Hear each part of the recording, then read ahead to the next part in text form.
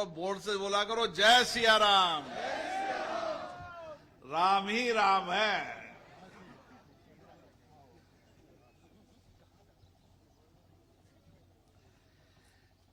काफी सालों से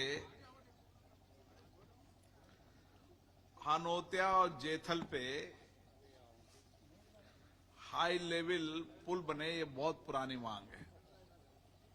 मुझे पता है कि हमारी चंद्रकांता जी पिछले 3-4 साल से लगातार प्रयास कर रही थी। 1 बना, 2 बना, 3 बना, 4 बना।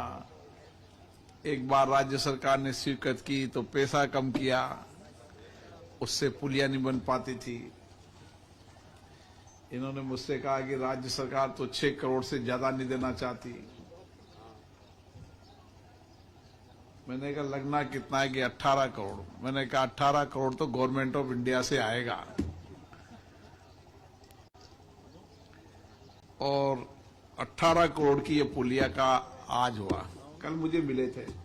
हमारा कार्यकर्ता कई बार कितना वो होता है। कल मुझे नाम बता दूं ना, बताऊं?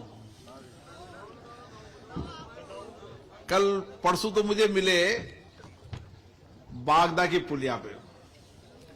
तो हमारे मंडल देव जी बहुत दुखी थे। वहां की हनोतिया जेथल की पुलिया को काय होगो।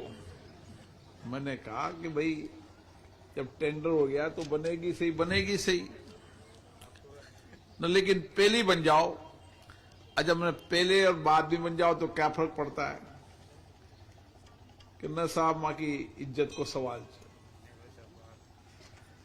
कल मुझे नागर साहब और नेताजी मिले। क्या नाम है? महावीर जी मिले। और कौन कौन मिला था? हाँ, कुशाल जी जैन वगैरह सब मिले। कल उन्होंने कहा कि वो जेथल की पुलिया में ना बन जाएगी। भाई विश्वास करो, जब मैंने कह दिया तो बन जाए। कभी टाइम लग जाता है, कभी 1 साल लग जाता है, 2 साल लग जाता है, समय लग जाता है। तो मैंने कल टेलीफोन किया सेक्रेटरी को। मैंने कहा भाई इसको कार्यकर्ताओं की इच्छा है चुनाव के पहले निकालने के, तो कल निकालो और कल आज इसकी शिलान्यास करो। देखो, आप एक बात देखो, मैं जिस रोड से आया उस रोड की हालत देखो। मतलब हालत ये है कि इस 5 साल के अंदर रोड स्वीकृत होने के बाद भी रोड का ठेकेदार रोड ही नहीं बनाता था। आधा बनाता, भाग जाता था, फिर बनाता। मैंने कहा भाई क्यों? कि साहब पैसे नहीं मिल रहे, सरकार के पास पैसे नहीं है। क्यों मेरे जी, गलत बात है क्या?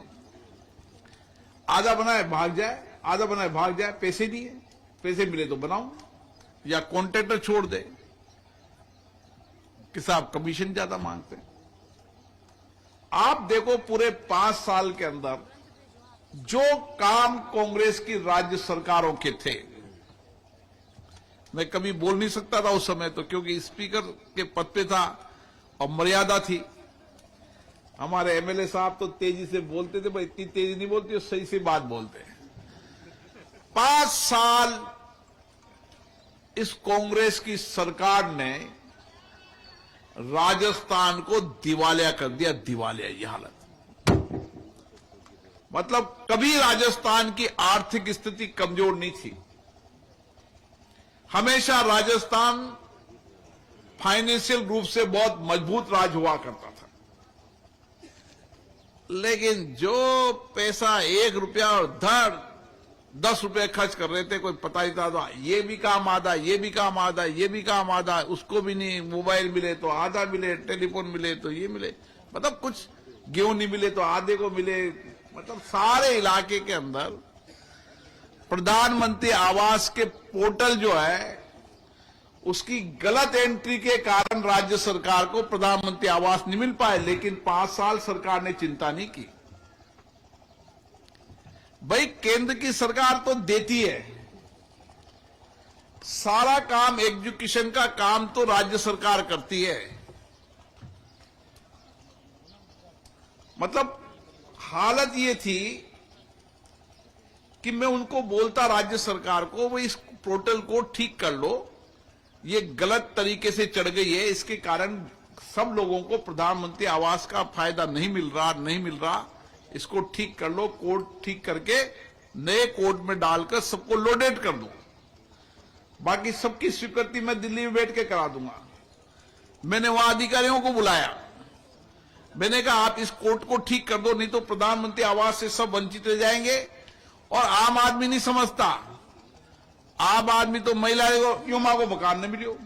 अब उनको मैं कितनों को समझाऊंगा कि ये गलतियां राज्य सरकार की है। पिछली बार जहां जाता हूं गेहूं नहीं मिल रहा, खाद्य सुरक्षा का नाम नहीं। मैंने पहले मुख्यमंत्री को कहा, मैंने कहा आपके पास अभी 6 लाख लोग ऐसे और हैं जिनको आप खाद्य सुरक्षा का लाभ दे सकते हो। कितने? 6 लाख लोग, और 6 लाख और छांटोगे तो 6 लाख और मिल जाएंगे। जितना राज्य सरकार का आवंटन है उस आवंटन के अनुसार 12 लाख लोगों को और गेहूं मिल सकता है। गेहूं केंद्र की सरकार निःशुल्क दे रही है, केवल आपको तो एंट्री कर चढ़ाकर भेजना है कि इन 12 लाख लोगों को स्वीकृत किया जाए, और कुछ नहीं करना, कुछ भी नहीं करना इनको। इनके पैसे लग नहीं रहे, सारा पैसा मोदी जी देते थे। लेकिन पोर्टल पर आदमी चढ़ा दे और उसकी स्वीकृति 5 साल तक एक खाद्य सुरक्षा का नया नाम नहीं जुड़ा। अब महिलाएं तो समझती नहीं, मां को क्यों ना रहे हो, क्यों ना रहे हो, क्यों ना रहे हो। उसको क्या समझाऊं कि कोई सिस्टम होता है भाई, गेहूं में पोर्टल पे चढ़ाना पड़ता है, चढ़ाने के बाद स्वीकृति होती है, स्वीकृत करी नहीं राज्य सरकार तो गेहूं मिलेगा कैसे? मोदी जी जब 80 करोड़ लोगों को गेहूं देश में फ्री दे रहे हैं तो राज्य सरकार का जितना आवंटन है उतना आवंटन तो उठाए। राज्य सरकार का जितना आवंटन है वही नहीं उठा रही राज्य सरकार, तो गलती उनकी है या नहीं है? कोई बताने वाला नहीं। हम एक एक व्यक्ति को क्या समझाएं? मैं 5 साल तक कई चीजों के लिए लड़ता रहा, कई चीजों के लिए। फसल खराब हो जाए तो रिपोर्ट नहीं भेजे दिल्ली के अंदर। मैं ना ओलावृष्टि हुई, आपको केवल रिपोर्ट भेजनी है कि 33% से ज्यादा खराब हुआ, बाकी 100% गवर्नमेंट ऑफ इंडिया पैसा दे रही, तुम्हारा पैसा नहीं लग रहा। पर रिपोर्ट भेजेंगे 25% की भेज देंगे। अब नियम 33% का है, 25% भेजोगे तो कैसे लोगों को मुआवजा मिलेगा? लेकिन भेजना नहीं चाहते थे, पैसा उनका एक नहीं लग रहा था। आप देखो, हालात ये थी कि मैंने ऐसे सिस्टम राज को कभी नहीं देखा जहां सारा सिस्टम कोलैप्स हो रहा, कोई देखने वाला मालिक ही नहीं, कोई समझना चाहता नहीं, देखना नहीं चाहता, सुपरविजन नहीं करना चाहता। मंत्री जो लास्ट में आए, जो नगर धमाधम खींचो काटा, बस उसी में लगे रहे। आओ जो दे जा, आओ जो दे जा। रोड का पैसे नहीं, टेंडर बना देंगे 100 करोड़ के, और 100 करोड़ के पैसे 1 करोड़, और टेंडर बना दिया 100 करोड़ का। उन्हें का दे जा यार, तू तो फिर आगे जो दिखी जाओगे, आगे की सरकार तुम्हारी आनी कोई ना, जो निमटता रहेगा। ऐसी हालात कर दी थी। अब ऐसी हालात के अंदर हम क्या करें? मैं पूरी कोशिश करके एक एक चीज को देखता था, एक एक चीज को बारीकी से। मेरे यहां 3-3, 4-4 IAS ऑफिसर केवल इसलिए करते थे कि वो कोटा बूंदी का काम विशेष रूप से देखते थे, एक एक चीज की मॉनिटरिंग करते थे। ये पुलिया भी अगर हम 24 घंटे मॉनिटरिंग नहीं करें ना तो 2 महीने लेट होती, लेट तो 2 ही महीने होती आचार संहिता, लेकिन 24 घंटे मॉनिटरिंग। सुबह कहां पहुंची फाइल, शाम को कहां पहुंची फाइल, आज मीटिंग होगी क्या, मीटिंग होगी चीफ इंजीनियर के पास पहुंच गई क्या, वर्क ऑर्डर जारी हो गया, क्या काम बताया, जब जाकर काम होता है। क्यों इतनी मेहनत करना पड़े? मैं क्यों करना पड़े बताओ आप मेहनत? हालत ही है। लेकिन अब आप चिंता मत करो, अब समय भी बदल गया, राज भी बदल गया है। दोनों चीजें बदल गई है। अब राजस्थान में भारतीय जनता पार्टी की सरकार है और दिल्ली के अंदर मोदी जी का शासन है। फिर अब देश बदलने वाला है। मतलब जिन रोडों पे आऊंगा ना, 5 साल बाद इस कोटा बूंदी के हालात, दिशा और दशा को परिवर्तन कर देंगे 5 साल के अंदर। जब रोड पे निकलूं तो मुझे कोई समस्या का कागज न दे। जिस गांव में खड़ा हूं सबके वहां की समस्या को समाप्त हो गई जब तक विराम और विश्राम लेने वाला नहीं हूं। मैं भी अब की बार ठान चुका हूं कि कोटा बूंदी को देश का मॉडल संसदीय क्षेत्र बनाऊंगा। लोग देखने आएंगे यहां पर। और आप चिंता मत करो, छोटे मोटे कामों की सब मेरे पर छोड़ दो। केवल नाम लिखो, मुंह जवानी बात मत करो। मुंह जवानी कंप्यूटर नहीं है मेरे पास। कोई समस्या लिखो, गांव का नाम लिखो, टेलीफोन नंबर लिख दो, कागज दे दो। बिना साइन मत करो। 50 नाम, पता, टेलीफोन, साइन कर देगा 50। टेलीफोन नंबर 1 कोई ना मांगा। आदमी बात किससे करोगे भाई? क्या समस्या है समझोगे तो सही ना। पहले समस्या का पहले समझेगा तो सही ना भाई, क्या समस्या है, क्या हो सकता है, क्या हो सकता है। इसलिए कागज लिखो तो टेलीफोन नंबर जरूर लिखो। हमारे यहां आड़ोती में क्या है, कागज साइन करेगा 50, टेलीफोन नंबर 1 भी न लिखेगा। मैं ढूंढता हो कागज की न दियो। 2 बात नोट कर लो, हर काम का नाम लिखना, कागज लिखना, टेलीफोन नंबर, पूरा एड्रेस लिखना, ताकि हर कागज का जवाब आप तक आएगा। होने वाला होगा तो भी, नहीं होने वाला होगा तो भी, लेकिन जवाब जरूर आपके पास आएगा कि इस काम की क्या प्रोग्रेस रिपोर्ट हुई। सिस्टम होता है ऑफिस का, एकदम परफेक्शन सिस्टम करेंगे। कागज दिया, होने वाला है तो कब तक होगा, क्या परेशानी है, क्या दिक्कत है। मैं नहीं कहता कि मैं आज कागज दोगे तो आज 1 महीने के अंदर करा दूंगा। मैं नहीं कह रहा दावा, मैं झूठ भी नहीं बोलता हूं। चाहे चुनाव के अंदर कोई कुछ करे, मैं कभी झूठ नहीं बोलता हूं। आपने कागज दिया है, जो मुंह से बोल गया वो होगा। टाइम जरूर लग सकता है लेकिन होके जरूर रहेगा। मैं पिछली बार 7 साल पहले गांव में फंस गया ऐसे ही। गांव में बैठे बैठे शाम को बैठा था, बेटे बेटे कह दिया कि यहां पुलिया बनेगी। अब पुलिया वहां गांव में कैसे बने? गांव कनेक्टेड रोड में पुलिया बनी नहीं सकती, कहां से पैसा आए? कह दिया। 7 साल लगे उस रोड को एमडीआर रोड घोषित किया, गवर्नमेंट ऑफ इंडिया से पैसा लाया और वो पुलिया का 2 दिन पहले बागदा पुलिया का शिलान्यास किया। ये भी बहुत दिनों की है, अनोत्या जेतल भी। हाँ, देखे आए थे ना, अमरेटा जानवी बराना भी वाया जेतल। आप चिंता मत करो, मैं इस इलाके को बहुत पहले से जानता हूं। युवा मोर्चा था जब से आता हूं। इस इलाके के अंदर रोड कनेक्टिविटी, मंत्री जी को बुलाया था पिछली बार, सिंचाई मंत्री को।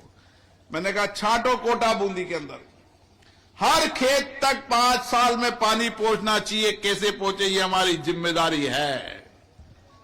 अब गांव का टेल का व्यक्ति पानी का इंतजार न करे, सही समय पर, सही उपयुक्त समय पर पानी पहुंचे, इसका प्लान करना है। 5 साल में थक गया हूं साहब, पानी अठी आ गयो, उठी रुक गयो, उठी रुक गयो। फसल का टाइम पानी आया नहीं खेत पे, टेल क्षेत्र में पानी आया नहीं, लड़ते रहते नहीं, कोई नहीं। कब पानी पहुंचेगा, कौन सी तारीख को पानी पहुंचेगा, कब तारीख पानी की आवश्यकता है, किसान के साथ बैठेंगे, तारीख तय करेंगे, उतनी तारीख को पानी वहां पर उस खेत तक पहुंचेगा। ये सिस्टम जमाने की आवश्यकता है। मैं गांव में एक ही बात कहता हूं, सब गांव के लोग एक साथ बैठो, गांव में चर्चा करो। भाई ये बड़ी समस्या है, बिरला जी को पहले नंबर 1, 2, 3 बताएं। होता क्या है गांव में, सरपंच की समस्या भी मैं बता देगा, एमएलए वाली भी मैं बता देगा, पंचायत समिति भी वायली में होता था। अभी चुनाव से दिल्ली का यो खरंचो इतो सो बन्यो जो सरपंच को काम जो कि बिरला जी खरंचा नहीं बना तो बहुत मुश्किल आएगी। अब काई समझाओ खरंचा का चुनाव तो पंचायत का हो जब खरंचा दिल्ली को संसद बना बनाएगा फिर पंचायत का चुनाव क्यों करा, फिर मुझ सरपंच ही बन जाऊं ना। जिसका काम जो करेगा ना। मुझसे कहते थे भाई साहब आप तो इतनी जगह बैठे जो ऊपर। हाँ मैंने बैठे जो, फिर आपकी कौन ने सुना? मैंने कि राजस्थान सरकार आपनी कोई ना, तो राजस्थान की सरकार लाओ आगे। ये सरकार आप चिंता मत करो। आपने एमएलए साहब को तो नहीं बनाया, बनाना चाहिए था, लेकिन मैं आपका एमएलए भी और एमपी भी हूं, चिंता मत करो आप। क्या बदल देंगे, देश बदल रहा है जी।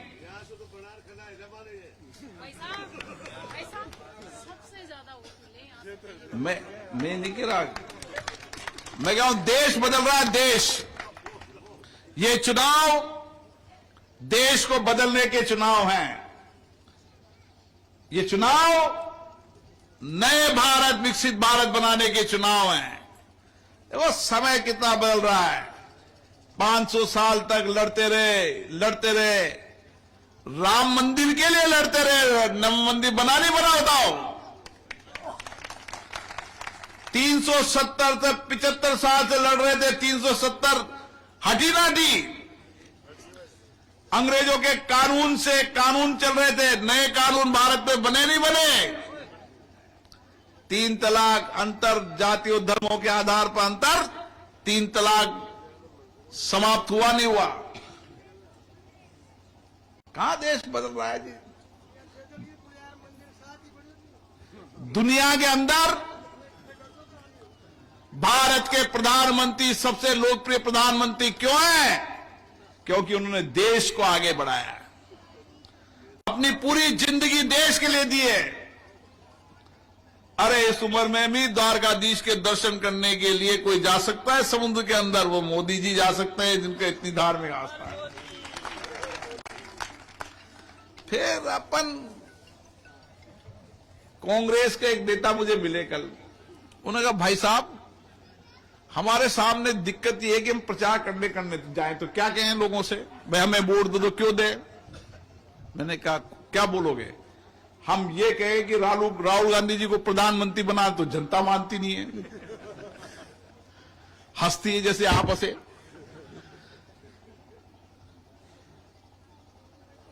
हमारी सरकार बनाओ तो जनता कहती है सरकार तो मोदी जी की बनेगी। तो काई खिमामा हम क्या कहें? अच्छा एक वो क्या कह के वोट मांगने आएंगे? क्या वोट कह के आएंगे न? काय खेगा होगा। सरकार तो मोदी जी की बन रही है, प्रधानमंत्री मोदी जी बन रहे हैं, राजस्थान में सरकार अपनी बन रही, क्या कहेंगे?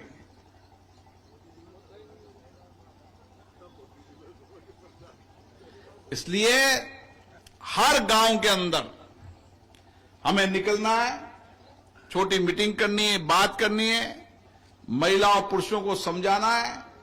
ये चुनाव देश को बदलने के चुनाव है। मोदी जी को प्रधानमंत्री बनाने के लिए जितनी कड़ी मेहनत प्रधानमंत्री जी देश के लिए करते हैं, हमको भी देश बनाने के लिए इतनी कड़ी प्रधानमंत्री मेहनत कर मोदी जी को प्रधानमंत्री बनाना। अपनी सारी टेलीफोन डायरेक्टरी खोल दो, कोई चित्तौड़ में, कोई बारा में, कहीं भी रहता हो उसको सब जगह को भैया मोदी जी को प्रधानमंत्री बनाना है। अपनी टेलीफोन डायरेक्टरी खाली कर दो। रिश्तेदारों मोहल्लों के अंदर अपना आप निकले। 1977 के अंदर जब लोग जेल से निकले थे, कोई संगठन नहीं था, कोई मंडल नहीं था, कोई कमंडल नहीं था, जनसंघ के जमाने के लोग बैठे हैं, निकले गांव गांव और इंदिरा जी के शासन को धुआं की तरह निकाल दिया, तूफान की तरह निकाला। नहीं निकाला? ऐसे इस चुनाव को लड़ना है। हर व्यक्ति को अपनी सामर्थ्य से, अपनी मेहनत से, जितनी सामर्थ्य उतनी मेहनत है, जितने हमारे प्रधानमंत्री जी देश के लिए करते हैं, उतने ही 18 घंटे में मोदी जी को प्रधानमंत्री बनाने के लिए मेहनत करना चाहिए, नहीं करना चाहिए? बताओ। कौन किसको कहेगा भाई साहब का आदेश से? देश के प्रधानमंत्री जी का आदेश है, उनकी चिट्ठी हमारे पास है कि देश में मोदी जी को प्रधानमंत्री बनाना है, इसलिए पूरी ताकत से निकलो। ये देश बदलता देश है। लोगों को लगना चाहिए कि यहां से लोकसभा अध्यक्ष चुनाव लड़ रहे हैं, ये देश को भी पता चलना चाहिए ना। सारा गांव का गांव जब तक वोट न देगा लोग काय के होगा यार बिरला जी, तंगा गांव में ट्यूटी झाके थे लोग आए। हाँ? इसलिए आप चिंता मत करो, बाकी काम मेरे पे छोड़ दो। जो काम बचे हैं मैंने आपको बड़े परिप्रेक्ष्य में कह दिया है। 5 साल के अंदर कोई काम बाकी नहीं छोड़ेंगे। अरे भाई साहब, मैंने एक बड़ी बात कही थी ना आपसे, 5 साल के अंदर कोई काम बाकी नहीं छोड़ेंगे। मीटिंग करो गांव में, समस्या लिखो, समाधान करते जाएंगे। ठीक है ना? राम राम।